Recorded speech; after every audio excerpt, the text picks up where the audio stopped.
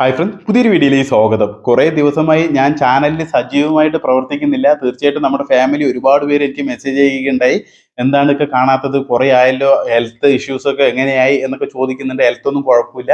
ഞാൻ ജോലി ചെയ്യുന്ന സ്ഥലത്ത് നെറ്റ്വർക്കിൻ്റെ ചെറിയൊരു ഇഷ്യൂസ് ഉണ്ട്. അതുകൊണ്ടാണ് എനിക്ക് ഓൺലൈനിൽ വരാൻ പറ്റാത്തതും നമ്മുടെ ഫാമിലിക്ക് ഇത്തരത്തിൽ മെസ്സേജ് റിപ്ലൈ കൊടുക്കാൻ പറ്റാത്തതും. ഒരുപാട് പേര് വാട്സപ്പിൽ മെസ്സേജ് ചെയ്യുന്നുണ്ട്, എനിക്ക് റിപ്ലൈ കൊടുക്കാൻ കഴിയുന്നില്ല. ഇവിടെ കോൾ മാത്രം അലോഡ് ആവുന്നുള്ളൂ. ഈ ഇന്റർനെറ്റിന്റെ അലോഡ് കിട്ടിയിട്ടില്ല. ഓക്കെ, ഇവിടെ ഗവൺമെന്റ് ബാൻ ചെയ്തിരിക്കുകയാണ്. അതിന്റെ ആ ഒരു പ്രോബ്ലത്താലാണ് എനിക്ക് മെസ്സേജിന് റിപ്ലൈ തരാൻ കഴിയാത്തത്.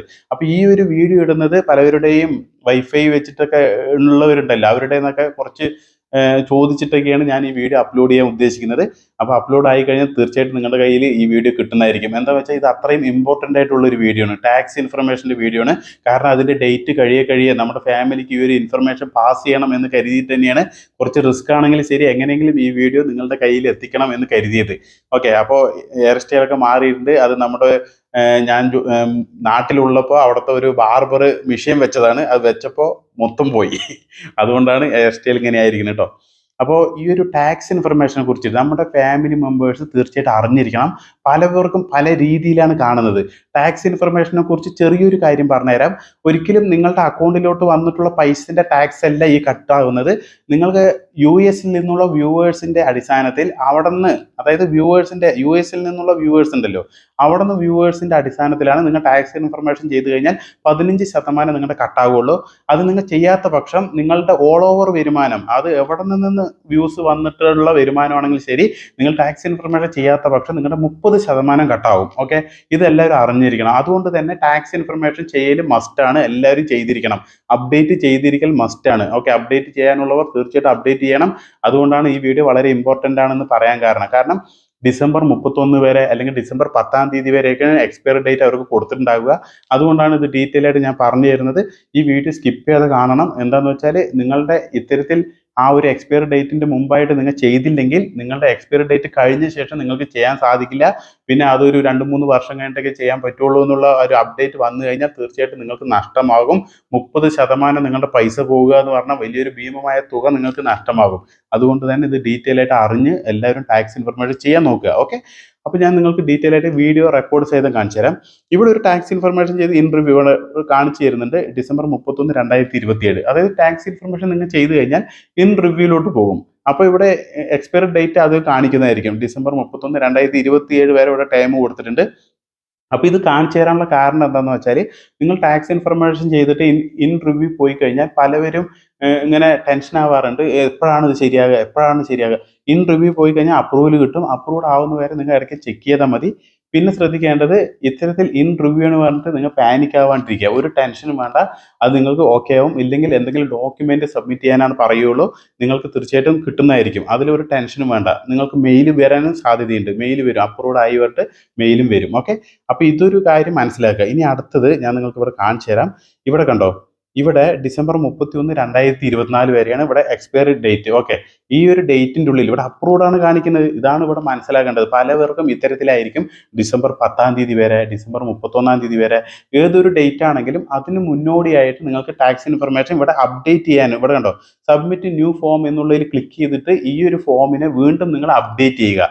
നിങ്ങൾക്ക് പാൻ കാർഡ്, നിങ്ങൾ ആഡ്സൻസിൽ കൊടുത്തിട്ടുള്ള പാൻ കാർഡ് നെയിം എന്താണോ ആ നെയിമിലുള്ള പാൻ കാർഡ് വെച്ചിട്ട് നിങ്ങൾ അപ്ഡേറ്റ് ചെയ്യുക. ഓക്കെ, അപ്പോൾ ഇത് ശ്രദ്ധിക്കണം. അല്ലാത്ത പക്ഷം ഇവിടെ കണ്ടോ, നിങ്ങൾക്ക് 12/31, 2024 ഈ ഒരു ഡേറ്റ് കൊടുത്തിട്ടുണ്ട്. ഇത് ചെയ്യാത്ത പക്ഷം 30% ഇവിടെ എഴുതിയിട്ടുണ്ട്. 30% നിങ്ങളുടെ പേയ്മെന്റിൽ നിന്ന് കട്ടാവുന്നതായിരിക്കും. Okay, tax information ചെയ്യാത്തവരുടെയാണ്.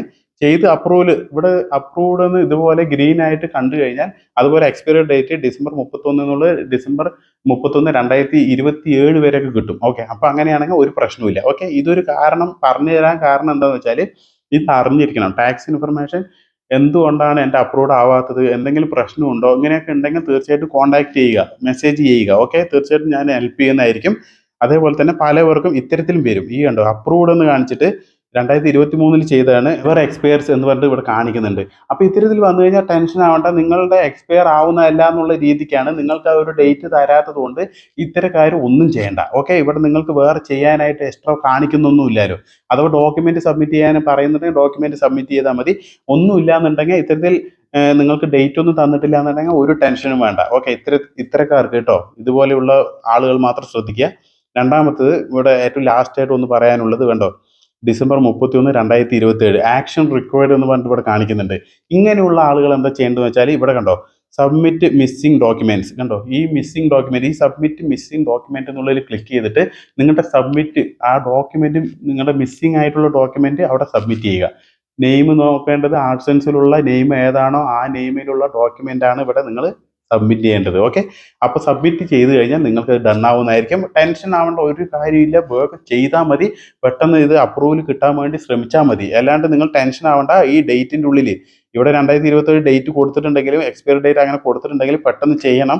ഇത് ചെയ്യാത്ത പക്ഷം ഇതിനും പ്രോബ്ലമാണ്. ഓക്കെ, സബ്മിറ്റ് ചെയ്ത് നവംബർ 22, 2024 ചെയ്തിട്ടുണ്ടെങ്കിലും അത് കംപ്ലീറ്റ് ആയിട്ടില്ല. കംപ്ലീറ്റ് ആയി കഴിഞ്ഞാൽ അപ്രൂവ്ഡ് എന്ന് കാണിക്കും. ഓക്കെ, അപ്രൂവ്ഡ് ആയാലേ ഇവിടെ എന്താവുള്ളൂ, നമ്മുടെ ഈ ടാക്സ് ഇൻഫർമേഷൻ ഓക്കെ ആവുള്ളൂ. അപ്രൂവ്ഡ് എന്ന് എഴുതിയിട്ട് ഗ്രീൻ കളറിൽ കണ്ടാലേ ടാക്സ് ഇൻഫർമേഷൻ ഓക്കെ ആവുള്ളൂ. ഇതൊന്ന് ശ്രദ്ധിക്കാൻ വേണ്ടിയിട്ടാണ് ഈ വീഡിയോയിലൂടെ ഡീറ്റെയിൽ ആയിട്ട് ഞാൻ പറഞ്ഞു തന്നത്. ആർക്കെങ്കിലും എന്തെങ്കിലും അറിയാത്തുണ്ടെങ്കിൽ തീർച്ചയായിട്ടും കമൻറ്റ് ചെയ്യുക. ഞാൻ ഓൺലൈനിൽ വരുമ്പോൾ തീർച്ചയായിട്ടും എന്നെ കൊണ്ട് ആവുന്ന പോലെ ഹെൽപ്പ് ചെയ്യാൻ ശ്രമിക്കുന്നതായിരിക്കും. അപ്പോൾ ഇത് നിങ്ങളുടെ ഫ്രണ്ട്സിനൊക്കെ ഷെയർ ചെയ്യുക. ഇത്തരത്തിൽ ടാക്സ് ഇൻഫർമേഷൻ ചെയ്യാത്തവരുണ്ടെങ്കിൽ പെട്ടെന്ന് അവരിനെ ഉണർത്തുക.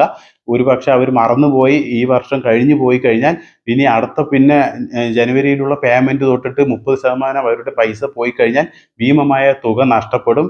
അപ്പോൾ അങ്ങനെ നഷ്ടപ്പെടാതിരിക്കാനാണ് ഇത് പെട്ടെന്ന് ചെയ്യാൻ. എന്തൊരു കാര്യം ചെയ്യാനുള്ളതാണെങ്കിൽ അത് പെട്ടെന്ന് ചെയ്തു വെച്ചേക്കുക. പിന്നെ അതിനെക്കുറിച്ച് ആലോചിച്ച് ടെൻഷൻ ആവേണ്ട കാര്യമില്ല. അതൊന്ന് എന്തായാലും മസ്റ്റായി ചിന്തിക്കുക. യൂട്യൂബിൽ പ്രവർത്തിക്കണം, 10 രൂപ ഏണിങ്സ് കിട്ടണം, എൻ്റെ പൈസ എവിടെയും പോകാൻ പാടില്ല, അങ്ങനെ ചിന്തിക്കുന്നവർ തീർച്ചയായിട്ടും പെട്ടെന്ന് ചെയ്യുക. അറിയാത്തവരുടെ മുന്നിലേക്ക് ഈ ഒരു വീഡിയോ ഷെയർ ചെയ്ത് അവരുടെ അറിവിലേക്ക് പകർന്നു കൊടുക്കുക. ഓക്കെ, തീർച്ചയായിട്ടും അവർക്ക് ഉപകാരപ്പെടട്ടെ. എന്താ വെച്ചാൽ ടാക്സ് ഇൻഫർമേഷൻ വളരെ ഇമ്പോർട്ടൻ്റ് ആണ്. തീർച്ചയായിട്ടും ചെയ്യണം, ചെയ്യേണ്ടത് മസ്റ്റാണ്. അല്ലാത്ത പക്ഷം 30% കട്ടാവും. അത് കട്ടാവുന്നതിന് മുമ്പ് തന്നെ ചെയ്താൽ 15% ഉള്ളൂ. അതും US നിന്നുള്ള വ്യൂവേഴ്സിൻ്റെ അടിസ്ഥാനത്തിൽ മാത്രമേ 15% കട്ടാവുള്ളൂ. അപ്പോൾ ആ ഒരു രീതിയൊക്കെ മനസ്സിലാക്കി കഴിഞ്ഞാൽ തീർച്ചയായിട്ടും നമുക്ക് വലിയ ഭീമമായ തുക നമ്മുടെ നഷ്ടപ്പെടില്ല.